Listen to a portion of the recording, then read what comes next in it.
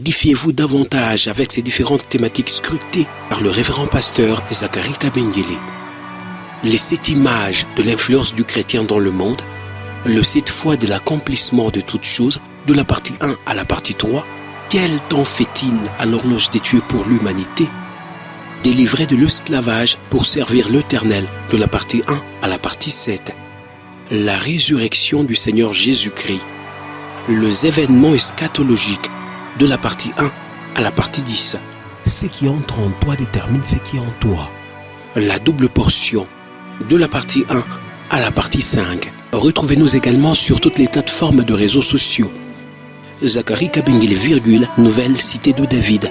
YouTube, Zacharie Kabengele à Bible ouverte. Vivre encore aujourd'hui.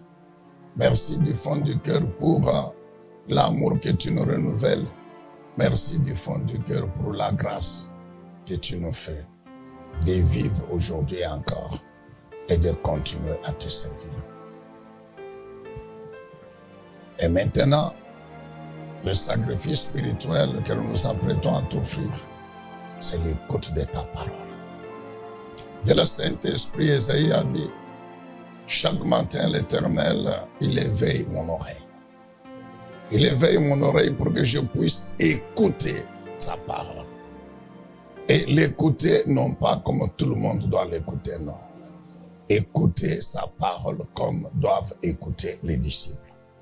C'est donc en tant que disciple du grand maître, le Seigneur Jésus, que ce matin encore à tes pieds, Dieu le Saint-Esprit, nous voulons écouter ta parole. Alors, renouvelle-nous cette grâce, l'onction d'écouter la parole, l'onction de la saisir et la capacité de la comprendre.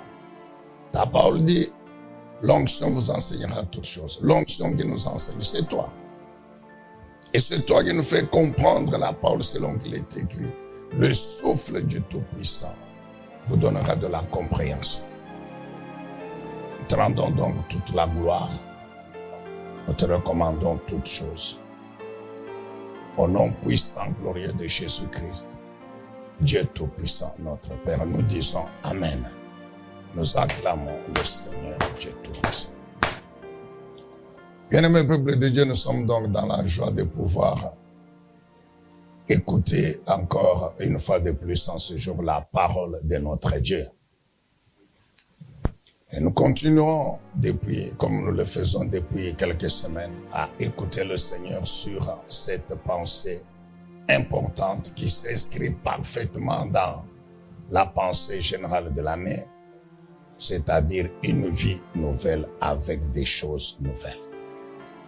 Nous savons que par rapport à la pensée de l'année, psaume 60, verset 14, la Bible dit, et c'est le roi David qui déclare qu'avec Dieu, nous ferons des exploits parce que lui, il écrase nos ennemis.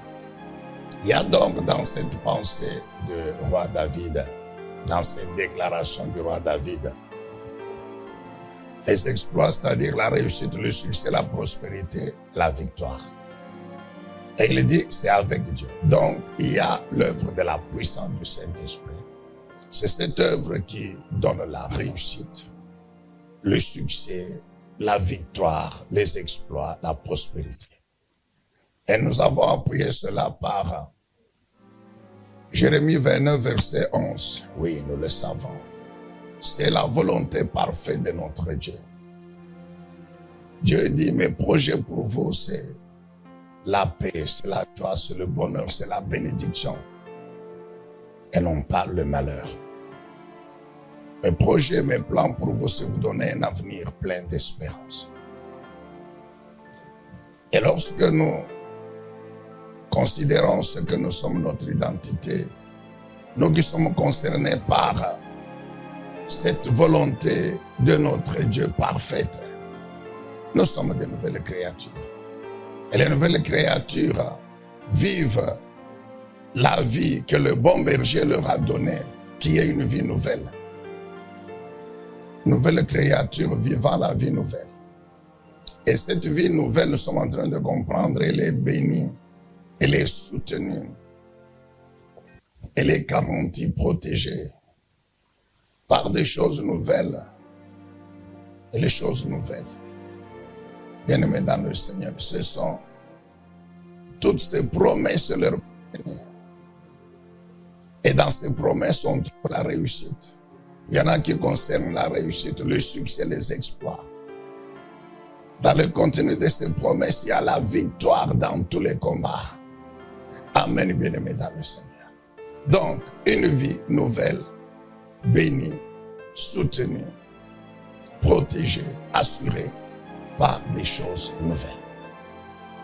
Alors, nous avons dit que les chrétiens véritables qui vivent la vie nouvelle que le bon berger leur a donnée en tant que brebis, disciples de Jésus-Christ, ils vivent cette vie par la parole de Dieu et le Saint-Esprit. Et dans la parole de Dieu, qui est en même temps l'alliance nouvelle éternelle, nous trouvons deux éléments importants. Il y a les lois et il y a les promesses. Et nous sommes en train de comprendre que la combinaison des deux, de ces deux choses importantes, de ces deux éléments, amène absolument la bénédiction de Dieu dans la vie de cette personne. La combinaison des lois et des promesses. Et nous sommes en train de comprendre comment combiner, comment calquer sa vie ou vivre sa vie en suivant ce schéma. Nous sommes en train de comprendre que il faut absolument passer par les lois avant d'arriver aux promesses. Il faut absolument passer par les préceptes, les commandements avant d'arriver à la bénédiction que nous cherchons. Amen, bien-aimés dans le Seigneur. Les lois, nous comprenons, nous le savons que elles tracent le chemin. Les lois tracent les voies sur lesquelles nous devons marcher. Les lois nous montrent comment nous devons faire. Les lois déterminent notre relation avec Dieu. Les lois, les commandements, les préceptes, les statuts nous montrent ce que Dieu veut que nous fassions au préalable. Et lorsque nous le faisons, absolument, nous finirons par entrer en possession de la bénédiction qui est maintenant contenue dans les promesses. C'est pourquoi nous sommes en train de comprendre que Dieu, en fait, il a pris notre bonheur, notre bénédiction. Il l'a caché derrière les lois. Et lorsque nous comprenons cela, comme le roi David l'a compris, nos vies ne peuvent qu'être bénies. Et cela, c'est tous les jours. Amen, bien-aimés dans le Seigneur. Le roi David, dans Psaume 37, verset 4, il dit quoi? Que fais de l'Éternel tes délices et l'Éternel va te donner ce que ton cœur désire. David ne dit pas l'Éternel commence par te donner ce que ton cœur désire et puis après tu fais de lui tes délices, tu l'aimes, non? Commence par aimer l'Éternel. Commence par manifester ton amour envers Dieu. Et Dieu, à son tour, va te donner ce que tu désires. Manifester son amour envers Dieu, c'est effectivement aimer. C'est le Jésus dit quoi? Celui qui m'aime, il aime mes lois et il les garde. C'est ce que le Seigneur Jésus dit. Si vous m'aimez, alors gardez mes commandements. C'est-à-dire, manifestez votre amour en gardant mes commandements. Et garder les commandements de Dieu, c'est faire ce que Dieu nous demande de faire. Donc Jésus dit, vous m'aimez très bien. Alors manifestez cet amour en faisant ce que je vous demande de faire. En vivant selon ma volonté. Amen, bien-aimé. Alors en ce moment-là, je vais te donner ce que tu désires. Donc c'est pourquoi David dit, dans Psaume 37, 4, que fais de l'Éternel tes délices et il va te donner ce que ton cœur désire. Et le dimanche, nous avons encore expliqué ce que c'est que faire de l'Éternel ses délices. Pourquoi? Les délices, c'est quoi? Consiste en quoi? Alors, nous vous ramenons encore dans Psaume 119. Si vous prenez le verset 16, Psaume 119, le verset 24, Psaume 119, le verset 47, Psaume 119, le verset 111, vous comprenez que les délices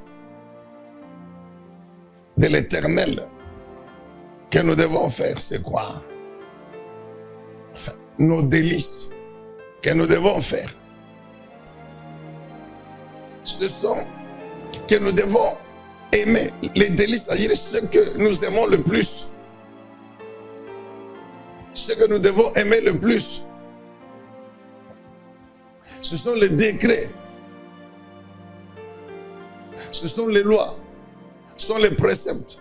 Ce sont les commandements de l'Éternel. David dit quoi? Que tes préceptes sont mon bien le plus précieux. C'est ma bénédiction la plus précieuse. C'est ce que David dit. Tes préceptes, tes lois, c'est mon bien le plus précieux. Donc, faire de l'Éternel ses délices, ça veut dire quoi? C'est aimer ses décrets, aimer ses lois, aimer ses commandements. Pourquoi? Parce que derrière les lois, David a compris que derrière les lois se trouve cachée la bénédiction. Tout ce que je cherche chaque jour, tout ce dont j'ai besoin chaque jour, se trouve caché derrière les lois de l'Éternel. Amen, bien-aimés dans le Seigneur. Que Dieu soit loué, que Dieu soit béni. Et nous sommes en train de comprendre, en nous basant sur l'enseignement donné par le Seigneur Jésus-Christ lui-même, l'enseignement sur les béatitudes. Les béatitudes. Matthieu chapitre 5, le verset 3 jusqu'au verset 12. Ce sont les 8 béatitudes, ou bien les 8 attitudes ou vertus que nous devons développer.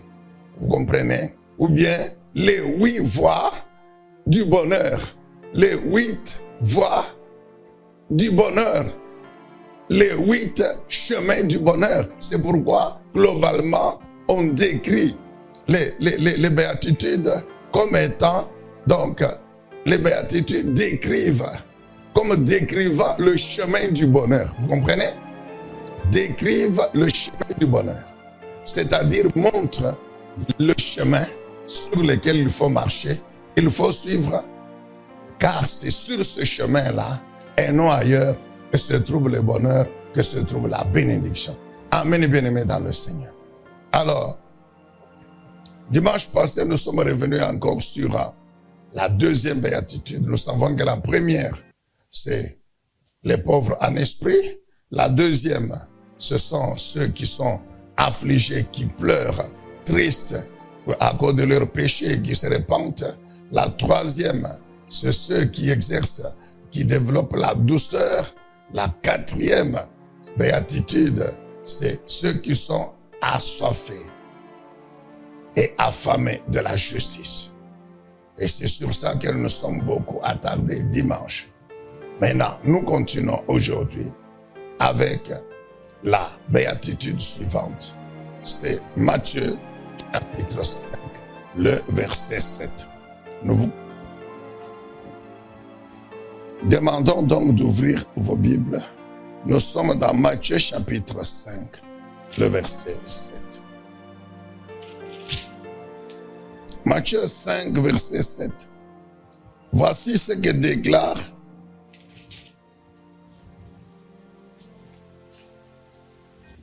Non, nous sommes dans Matthieu 5, verset 8, s'il vous plaît. Matthieu chapitre 5, le verset 8. Nous reviendrons sur le verset 7 concernant la miséricorde. Nous sommes dans Matthieu chapitre 5, le verset 8. Heureux ceux dont le cœur est pur, car ils verront Dieu. Amen. Donc, ici, ça doit être la 6e béatitude. Heureux ceux qui ont le cœur pur. Matthieu 5, verset 8, c'est la 6e béatitude. Heureux ceux qui ont le cœur pur, car ils verront Dieu. Heureux ceux qui ont le cœur pur, car ils verront Dieu. Alors, nous allons nous attarder aujourd'hui principalement sur la pureté du cœur. Qu'est-ce qui fait que le cœur de l'homme soit pur? Qu'est-ce qui suit le cœur de l'homme? Et qu'est-ce que l'homme doit faire pour éviter que son cœur soit rendu impur? Qu'est-ce que l'homme doit faire pour que son cœur reste toujours pur? Et puis après, nous verrons la bénédiction. La bénédiction, c'est voir Dieu. Amen, bien-aimés dans le Seigneur. Est-ce qu'on peut acclamer le Seigneur? Heureux ceux qui ont le cœur pur. Bien-aimés, le cœur signifie quoi? Le cœur, nous vous le rappelons, c'est l'homme intérieur, c'est-à-dire l'esprit de l'homme et l'âme qui lui est associée. L'homme intérieur qui est invisible, l'homme intérieur qui est immatériel. Amen. C'est l'esprit et l'âme qui lui est associé. Nous savons que l'homme est tripartite, c'est-à-dire composé de 3 parties. Vous avez l'esprit, vous avez l'âme et puis vous avez le corps. L'esprit a l'âme qui lui est associée, attachée. Et les deux, esprit et âme, qui représentent l'homme intérieur ou invisible, immatériel, se trouvent dans le corps qui est la partie matérielle, physique, visible du corps de l'homme. Amen, bien-aimé dans le Seigneur. Donc, le cœur ici, ce n'est pas le cœur comme organe du corps, non. C'est le cœur au sens spirituel, c'est-à-dire l'homme intérieur, l'esprit et l'âme qui lui est associé. Alors, le cœur pur signifie quoi, le cœur pur? Le cœur pur, c'est cet homme intérieur qui est saint et juste devant Dieu. La justice, la sainteté, c'est par rapport à l'Éternel notre Dieu, par rapport à Jésus-Christ. Donc, le cœur pur, c'est cet homme intérieur, l'esprit et l'âme, pur, juste et saint, par rapport, je dis bien, à Dieu. Il est juste et saint, par rapport à l'Éternel notre Dieu. C'est ça, l'homme intérieur pur. C'est l'homme intérieur sans péché. L'homme intérieur saint et juste, qui ne vit pas dans le péché, qui est sans péché. Parce qu'en fait, cet homme intérieur, c'est ça la nouvelle créature. Alléluia. C'est cet homme intérieur, principalement l'esprit, qui a été régénéré lors de la nouvelle naissance et qui a donc acquis la vie nouvelle, qui est donc devenu un homme, l'homme nouveau. Amen, bien-aimé dans le Seigneur. Alors, donc, ce cœur, cet homme intérieur, il est saint et juste. Bien-aimé, quelle est l'importance de l'esprit? L'importance du cœur ou de l'homme intérieur. L'homme intérieur, l'esprit principalement, représente une des composantes importantes de l'homme. L'esprit de l'homme est une composante extrêmement importante dans l'homme. Si nous lisons Job chapitre 32, écoutez ce que la Bible déclare. Avant d'arriver à Job 32, Proverbe chapitre 4, verset 23. Proverbe 4. Commençons avec Proverbe. Proverbe chapitre 4. le verset 23, nous connaissons très bien ce que dit ce proverbe. Nous savons que le proverbe 4, verset 23 déclare: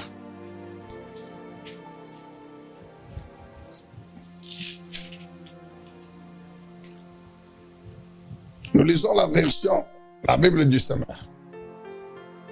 Proverbe 4, 23. Par-dessus tout, veille soigneusement sur ton cœur. Veille soigneusement sur ton cœur, car il est à la source de tout ce qui fait ta vie. Veille soigneusement sur ton cœur, car ton cœur est à la source de tout ce qui fait ta vie. En d'autres termes, veille soigneusement sur ton esprit, car ton esprit est à la source de tout ce qui fait ta vie, c'est-à-dire la vie de tout ton être entier, du même esprit, de l'âme et du corps. Veille sur ton esprit. C'est ça, c'est que la parole de Dieu nous exhorte ce matin. Pourquoi? Parce que l'esprit est à la source. L'esprit est important. Parce qu'il est à la source de tout ce qui fait la vie de l'homme. L'esprit représente l'homme véritable. Pourquoi nous le savons? Parce que le corps physique, on le veuille ou non,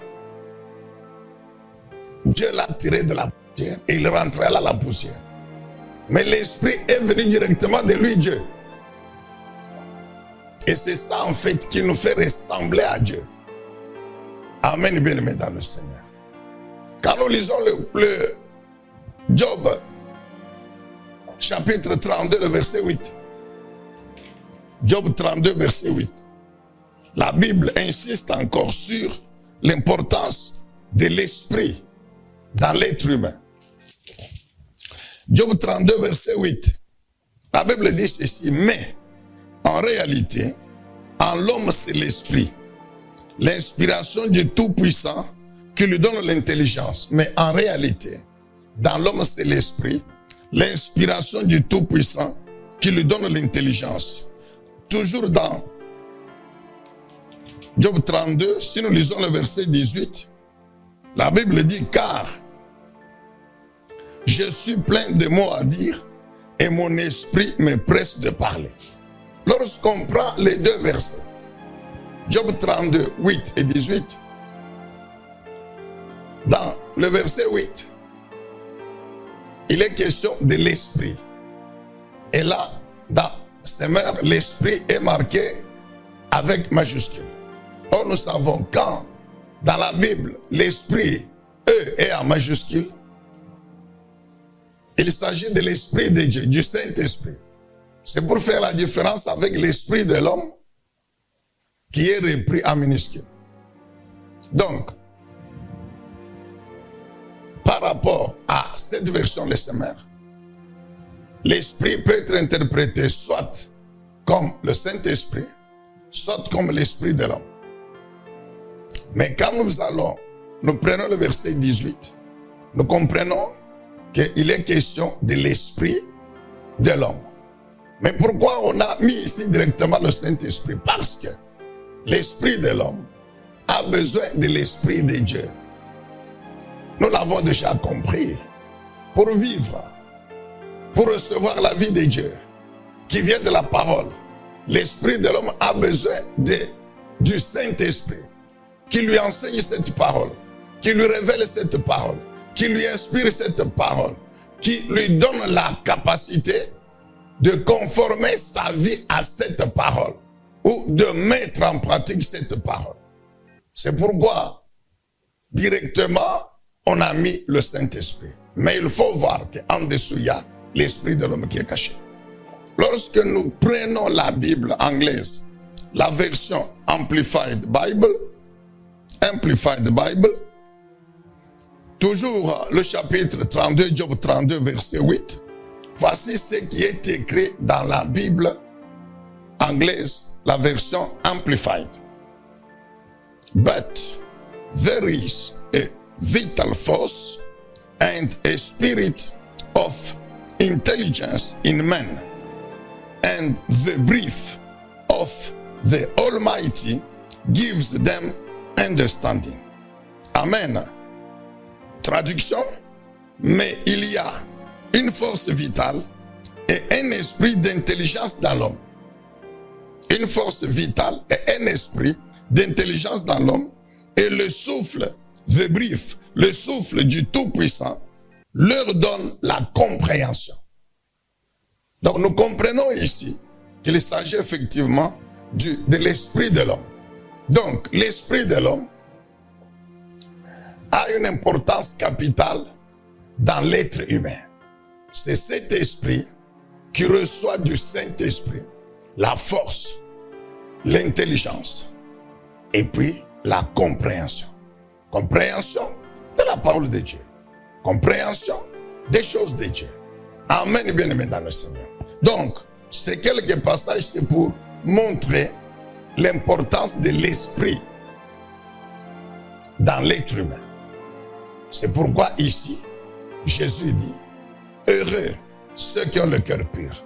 Il ne dit pas heureux ceux qui ont le corps pur. Non, non. Il dit heureux tout homme dont le cœur est pur. Tout homme dont l'homme intérieur est pur. Principalement l'esprit est pur. Amen. Pourquoi? Parce que l'esprit joue un rôle important dans l'être humain. Est-ce qu'on peut dire amen, acclamer le Seigneur? On nous a toujours dit que l'esprit de l'homme, c'est ça, même l'homme véritable. Alors, quelle est la source de cette importance? Qu'est-ce qui fait l'importance de l'esprit? C'est vrai, l'esprit représente la composante importante dans l'être humain. Mais qu'est-ce qui fait que l'esprit, qu'est-ce qui fait, qui confère à l'esprit cette importance? Ce rôle primordial dans l'être humain. Bien aimé, ce qui confère à l'esprit de l'homme son rôle primordial, c'est la parole de Dieu et l'esprit de Dieu. Nous répétons que ce qui confère à l'homme ce rôle primordial, cette importance, c'est la parole de Dieu et le Saint-Esprit de Dieu. Donc, bref, c'est Dieu lui-même. Alléluia. Est-ce qu'on peut dire encore très bien amen? C'est la parole de Dieu.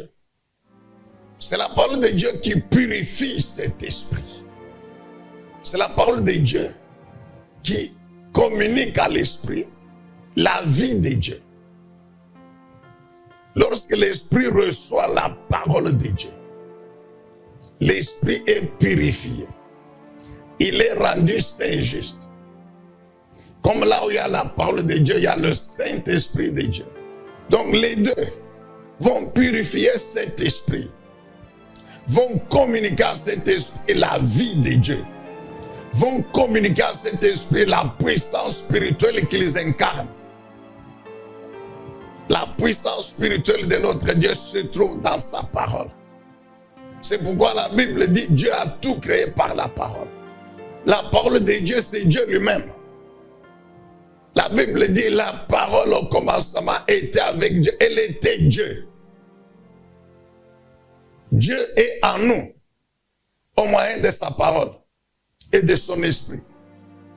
Donc, lorsque l'esprit de l'homme a en lui la parole de Dieu et le Saint-Esprit de Dieu, cet esprit est puissant spirituellement. Il est puissant, il a la puissance spirituelle qu'il faut.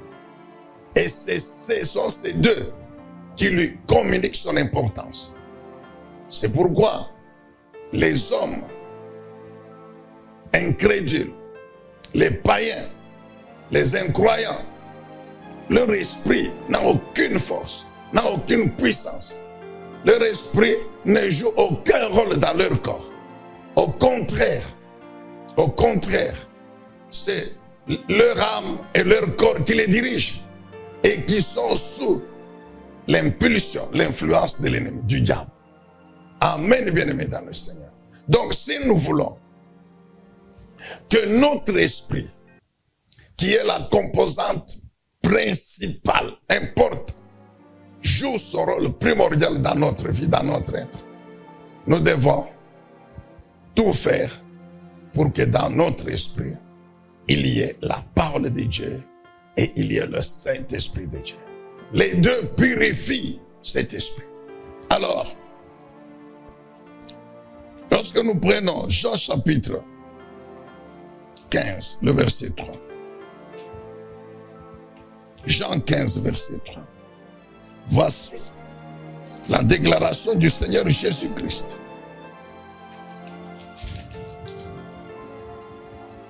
Jean 15, verset 3.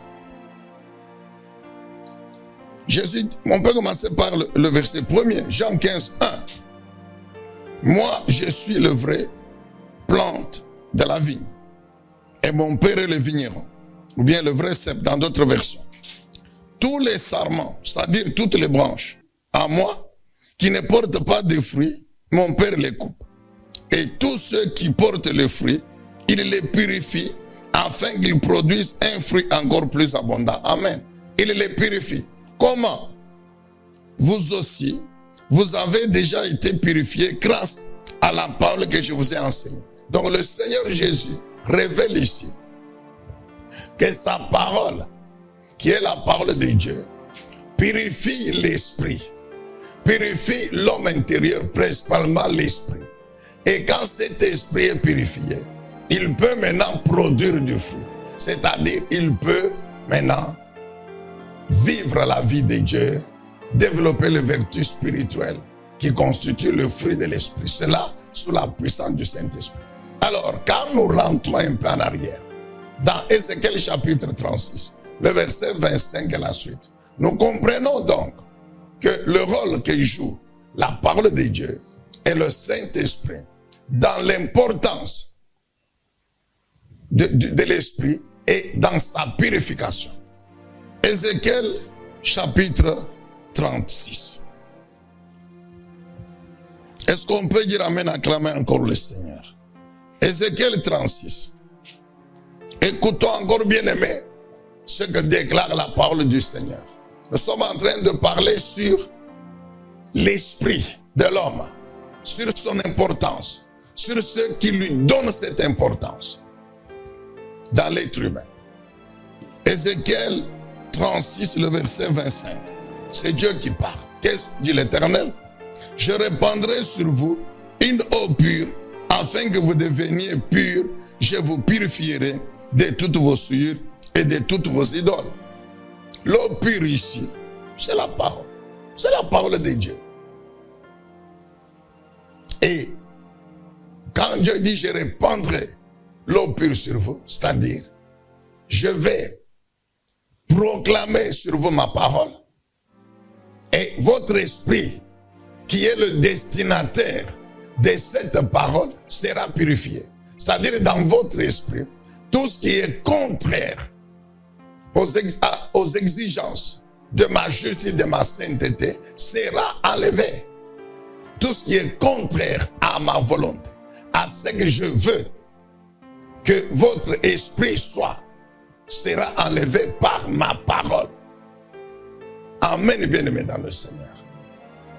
Je vais vous asperger d'une eau pure. Je vais mettre ma parole dans votre esprit. Et ma parole va enlever toutes les souillures, tout ce qui est contraire à ma volonté. Dieu ajoute, je vous donnerai un cœur nouveau et je mettrai en vous un esprit nouveau. J'enlèverai de votre être ou de votre corps, selon certaines versions, le cœur de pierre et je vous donnerai un cœur de chair. Arrêtons-nous là d'abord. Dieu dit quoi? Je vais vous donner un cœur nouveau. Je mettrai en vous un cœur nouveau. Cœur ici, c'est l'esprit. Dieu dit, je vais enlever l'esprit qui est en vous. Mais pourquoi?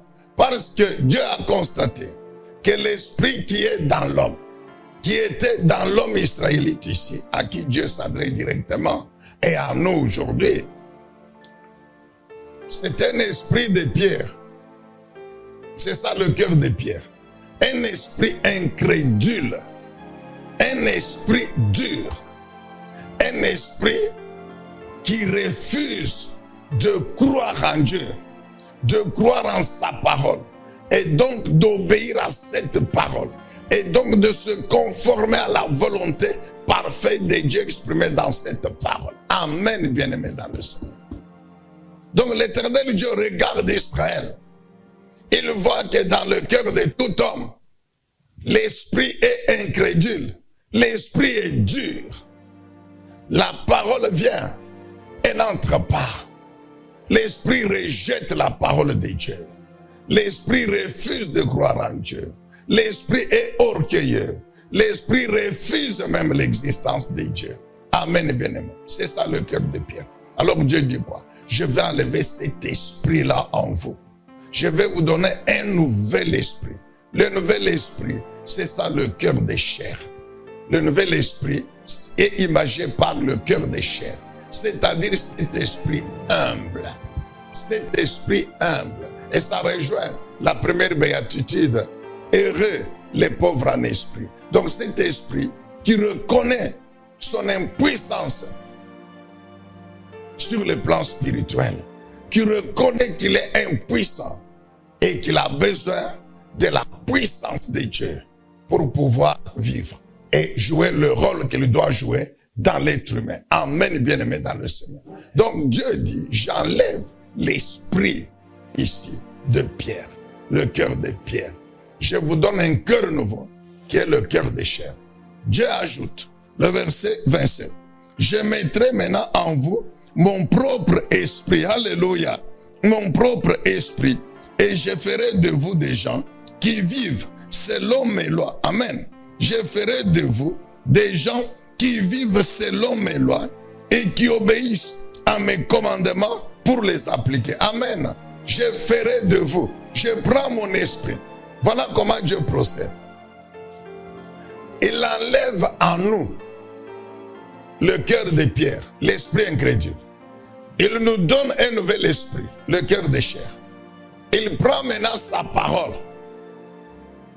Il met dans cet esprit le cœur de chair. Maintenant, il prend son esprit. Il met dans cet esprit cœur de chair. Alléluia. Amen. Écoute, nous allons reprendre pour que vous compreniez très bien. Ouvrez bien vos oreilles. Dieu dit ceci. Je commence par enlever dans votre corps l'esprit incrédule ou le cœur de pierre. Un esprit nouveau ou le cœur de chair. Cet esprit nouveau, cœur de chair, je reçois maintenant ma parole. Je prends ma parole et je mets en lui. Ensuite, je prends mon esprit. Je mets dans cet esprit ici. Et mon esprit va maintenant rendre votre esprit capable de pouvoir observer ces lois. Parce que dans ma parole, il y a mes lois. Dans ma parole, il y a mes commandements, mes préceptes. Donc, mon esprit va maintenant vous faire comprendre ces lois, vous communiquer ces lois, vous les faire comprendre et vous donner la capacité pour les mettre en pratique. Alléluia. Amen, bien-aimés dans le Seigneur. C'est ce que Dieu dit quoi? Je mettrai mon esprit en vous et je ferai de vous des gens qui vivent selon mes lois. Vous comprenez? Donc, mon esprit vous rendra capable de vivre selon mes lois. Mon esprit vous rendra capable d'obéir à mes commandements en les pratiquant. Alléluia. Amen. Donc, nous comprenons que c'est la parole de Dieu qui comprend principalement les lois. Voyez ici, Dieu ne parle pas des promesses. Dieu ne parle pas du foufou. Il ne parle pas de la victoire. Il ne parle pas des enfants, des femmes, des hommes, du mariage, de l'argent. Non, non. Dieu ne parle pas encore ici. Dieu parle d'abord de ses lois. Amen. Est-ce que Dieu est contre la bénédiction là? Matérielle et financière? Non. Mais Dieu sait que ce n'est pas ça qui est important. Ce qui est important, ce sont mes lois, mes commandements. lorsque maintenant l'homme met en pratique ses lois, ses commandements, automatiquement, il possédera la promesse. Il possédera la bénédiction. Amen. Que Dieu soit loué, que Dieu soit béni. Alléluia.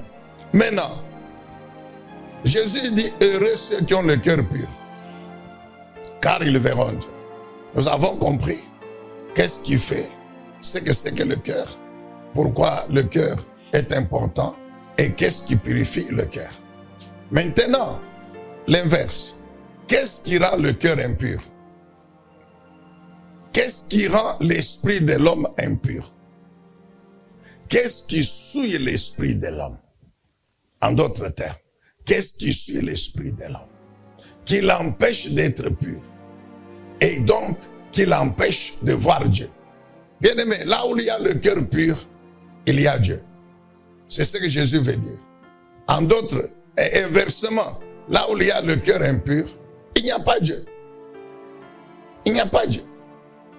Amen. Ok. Qu'est-ce qui rend le cœur impur? Qu'est-ce qui suit l'esprit de l'homme? Matthieu, disons plutôt Marc, chapitre 7, 15 à 23. Notez ce passage, c'est très important. Dis d'abord amen, acclamez un peu le Seigneur. Alléluia. Bien-aimé, tu veux voir Dieu tous les jours dans ta vie, sur cette terre, avant de le voir éternellement au ciel. Fais tout chaque jour pour que ton cœur soit pur. C'est-à-dire ton homme intérieur, principalement ton esprit, soit pur. Et il est purifié par quoi? Par la parole de Dieu. Alors, maintenant fais attention. Car il y a des choses, tous les jours aussi, qui sont là. La parole de Dieu est là tous les jours. Mais l'ennemi est aussi là avec ces choses pour empêcher au cœur d'être pur, pour le rendre impur. Alors, voici l'enseignement que le Seigneur Jésus donne sur ce qui suit l'esprit de l'homme. Nous prenons Marc, mais on peut lire aussi dans Matthieu, chapitre 15. Alors ici, nous sommes dans Marc, chapitre 7. Nous lisons à partir du 14e verset, 14 à 23. Marc 7, 14.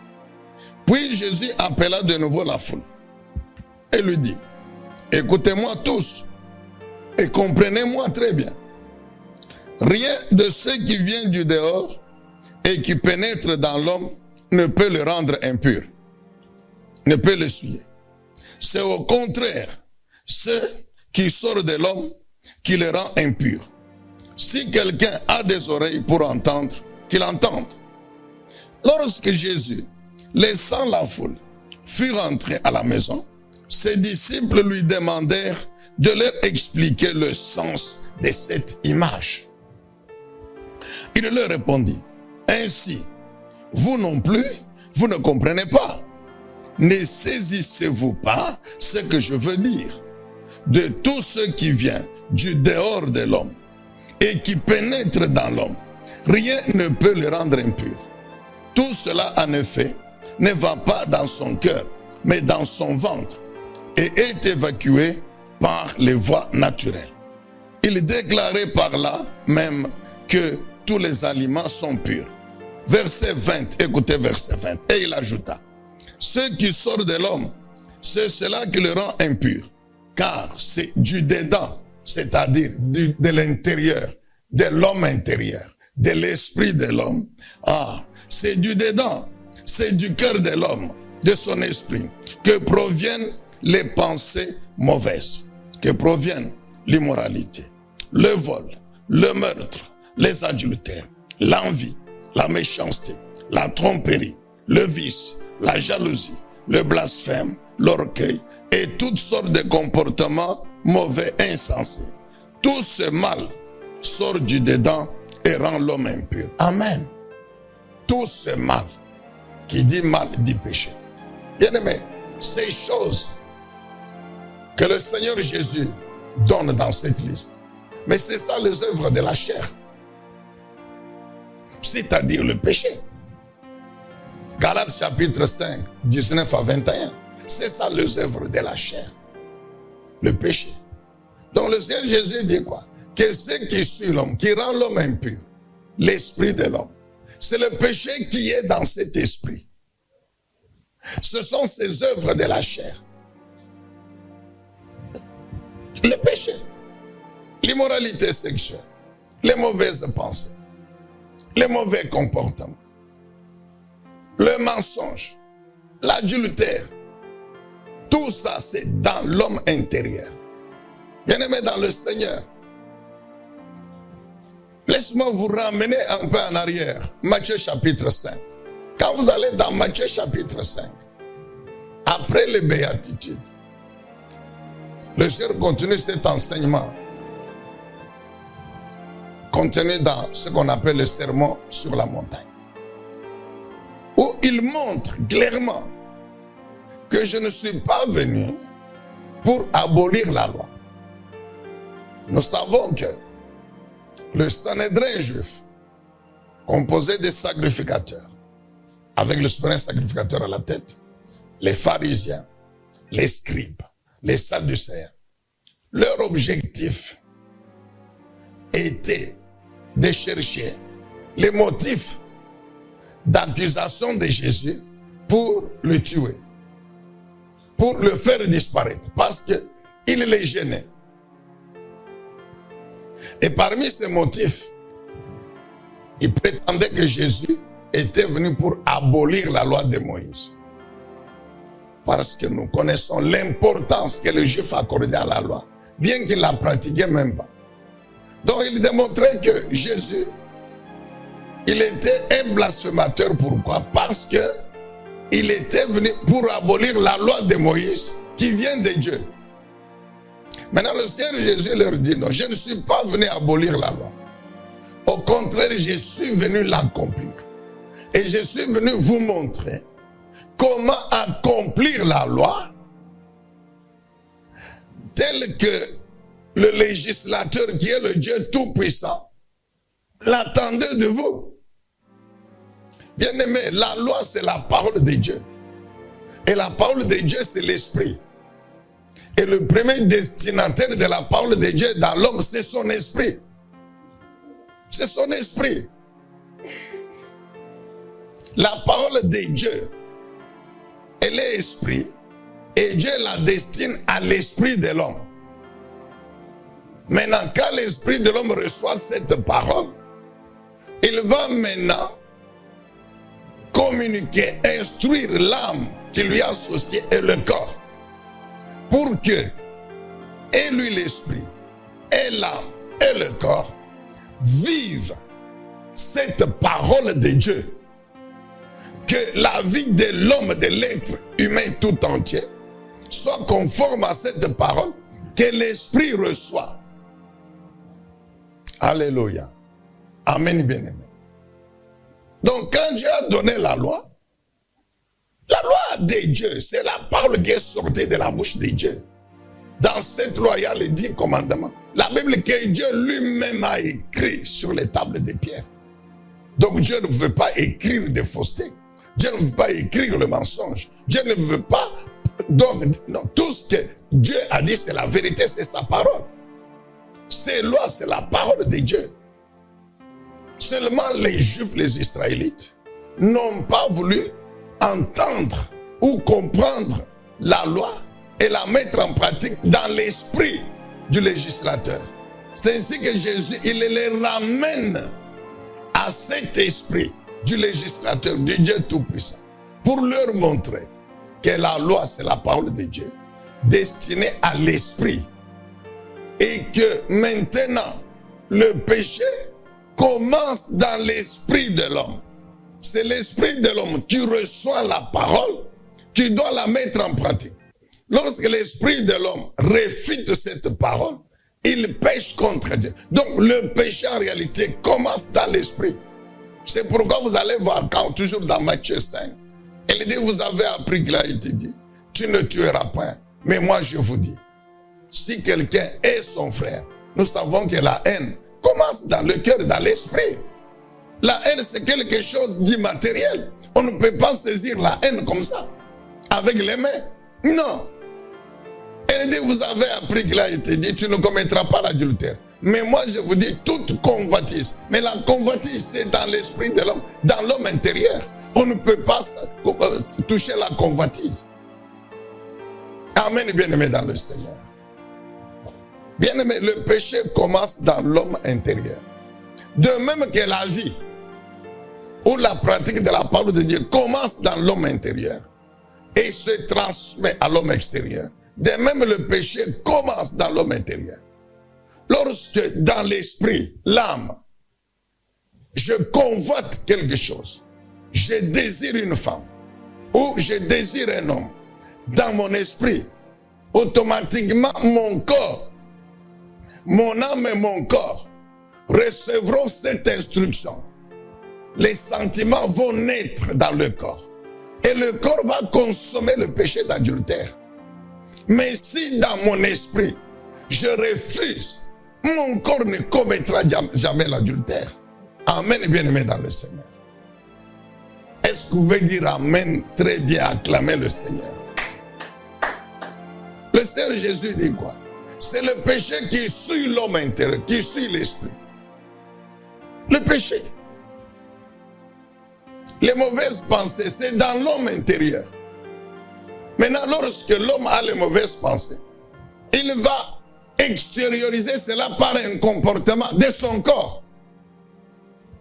Lorsque je conçois le mensonge dans mon esprit, dans mon homme intérieur, ma bouche de mon corps va s'ouvrir pour proclamer ce mensonge.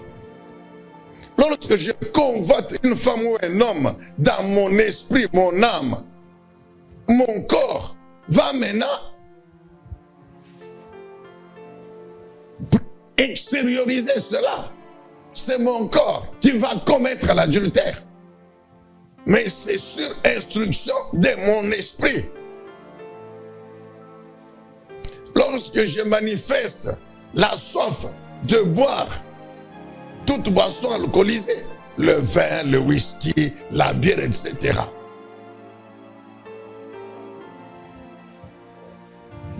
Cette soif dans mon esprit est transmise à mon corps. Maintenant, mon corps va tendre la main, prendre le verre, prendre la bouteille, amener à la bouche. La bouche va s'ouvrir et l'alcool va entrer à l'intérieur de mon corps. Mais tout commence par l'homme intérieur. Si dans mon esprit je refuse, je dis je ne boirai pas la bière, mon corps ne boira jamais la bière. Amen, bien-aimé dans le Seigneur. Donc, ce qui rend l'homme impur, c'est le péché. C'est le péché. Ce qui rend l'homme impur, c'est le péché. C'est le péché. Maintenant, une autre question se pose. Comment ces choses qui représentent le péché sont arrivées dans l'homme intérieur? Comment? Alléluia. Voici l'autre question, petite mais importante. Comment ces choses qui suivent l'homme intérieur, ils sont arrivés? Par quelle voie? Par quel moyen?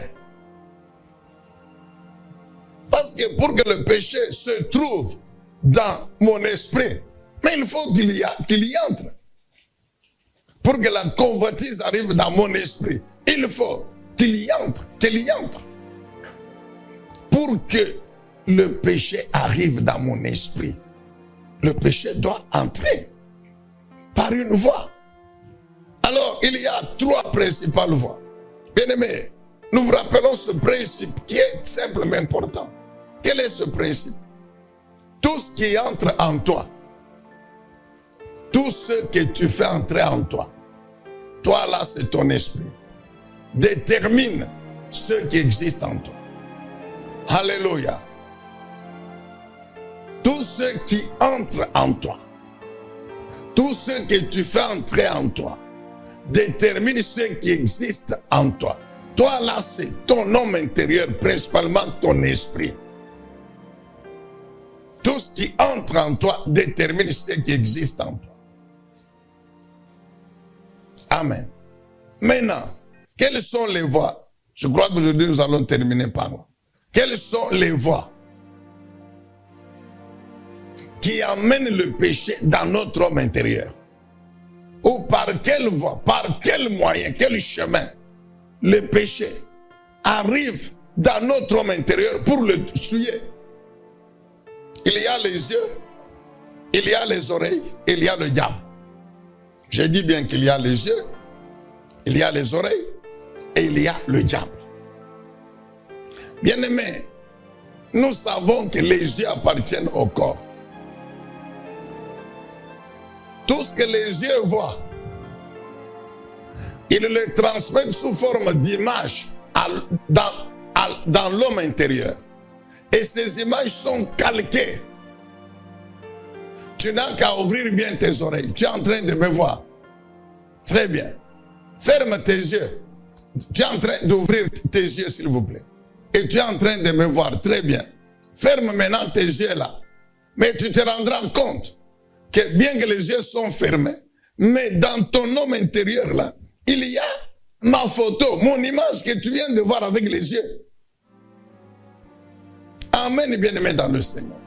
Tout ce que nos yeux voient, nos yeux les transmettent sous forme d'images qui sont imprimées sur notre homme intérieur, sur notre esprit, notre âme. Amen, bien-aimé dans le Seigneur. Tout ce que nous voyons en marchant, sur la route, dans tous les milieux où nous sommes, tout ce que nous voyons est imprimé sous forme d'image. Tout ce que nous voyons à la télévision est imprimé sous forme d'image. Deuxième voie, les oreilles. Tout ce que nos oreilles entendent, les mauvaises conversations, les mauvaises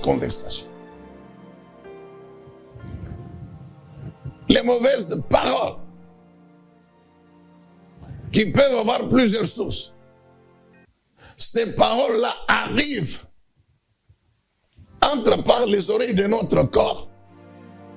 Mais le destinataire, c'est l'esprit qui est dans le corps.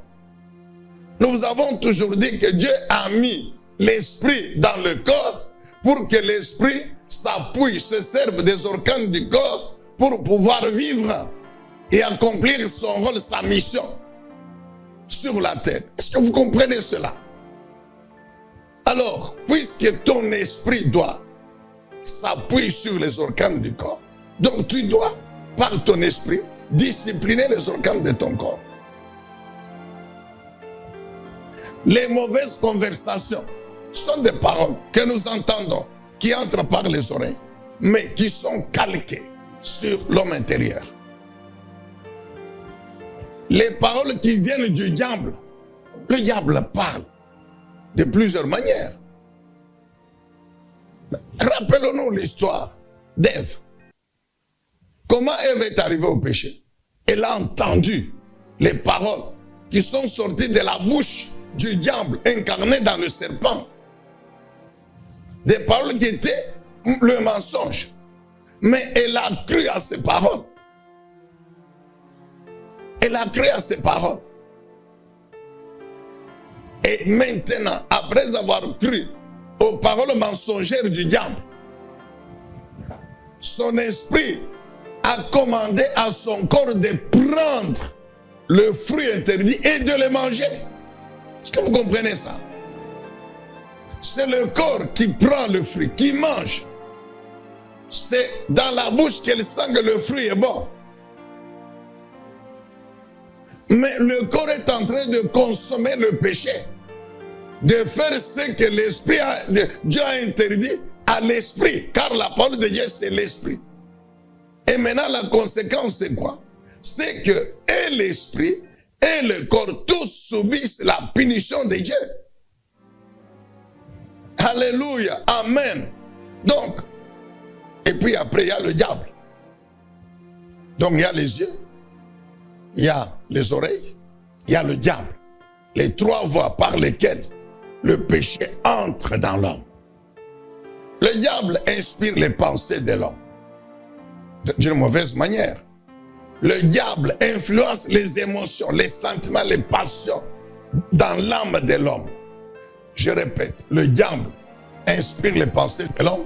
Le diable influencent les émotions, les sentiments, les passions dans l'âme de l'homme. Alléluia. Amen, bien-aimés dans le Seigneur. Vous n'avez qu'à relire Matthieu chapitre 16, le verset 23. Jésus est en train de parler, de révéler aux apôtres que il va finir un jour par être arrêté, il sera crucifié, il va mourir, mais il va ressusciter 3 jours après. Pierre se lève et il dit, cela ne t'arrivera pas. Et il y a dans l'évangile un passage qui dit, Pierre a tiré Jésus de côté. Il l'a repris à côté pour lui faire donc la remarque, dire, comment tu peux parler comme ça, que tu vas mourir? Tu ne dois pas mourir. Jésus l'a regardé et il a dit, arrière de moi Satan. Je crois que Pierre était troublé. Pierre croyait qu'il était en train de donner à Jésus un bon conseil. Mais Jésus le traite de Satan. Tout simplement pour dire à Pierre que ce que tu dis là, ça ne vient pas de toi. C'est le diable. Donc le diable a Pierre cette pensée-là. Et Pierre ouvre la bouche pour exprimer la pensée qui est mauvaise, qui n'est pas conforme à la volonté de Dieu pour Jésus. Amen, bien-aimés dans le Seigneur. Alors, comment faire? Comment faire? Et je crois que jeudi prochain, nous reprendrons par là. Comment éviter que ces mauvaises choses, cette mauvaise influence, comment éviter cette mauvaise influence et garder son cœur pur? Il y a 3 choses. Premièrement, il faut discipliner les yeux et les oreilles. Deuxièmement, il faut résister au diable. Troisièmement, avoir faim et soif de la parole de Dieu. Nous reprenons en disant ceci. Comment éviter la mauvaise influence sur notre esprit, notre homme intérieur? Comment éviter cela? 3 choses importantes. Premièrement, il faut discipliner les yeux, discipliner les oreilles, résister au diable. Ce sont les 3 voies par lesquelles les mauvaises choses entrent en nous.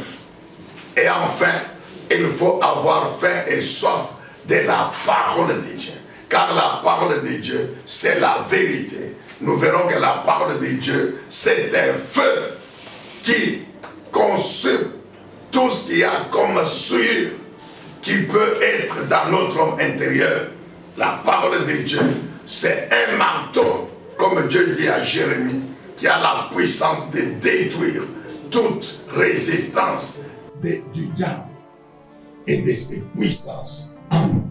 Amen, bien-aimés dans le Seigneur. Le Seigneur Jésus dit quoi? Ils sont bénis, ceux qui ont le cœur pur. Pourquoi? Parce que ils me verront, moi, Dieu, dans leur vie. Donc, tu veux voir Dieu tous les jours sur cette terre, avant de le voir éternellement au ciel. Garde ton cœur pur.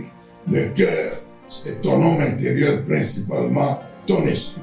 Que Dieu soit loué, que Dieu soit béni, que Dieu te fasse grâce, mon bien-aimé. Toi qui as écouté encore cette parole, la parole de Dieu a la puissance de créer.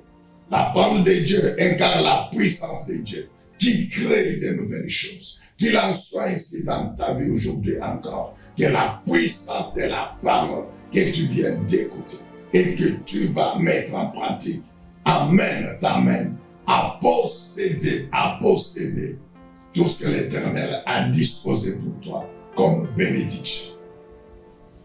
Que l'Éternel te renouvelle sa grâce. Une journée bénie, puissamment bénie, glorieusement bénie, abondamment bénie, par la puissance de la grâce de notre Dieu. Nous les déclarons. Ton nom puissant, glorieux de Jésus-Christ.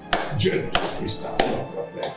Amen. Édifiez-vous davantage avec ces différentes thématiques scrutées par le révérend pasteur Zacharie Tabengele.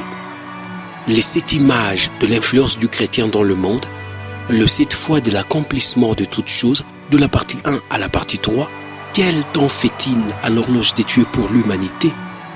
Délivré de l'esclavage pour servir l'Éternel, de la partie 1 à la partie 7. La résurrection du Seigneur Jésus-Christ.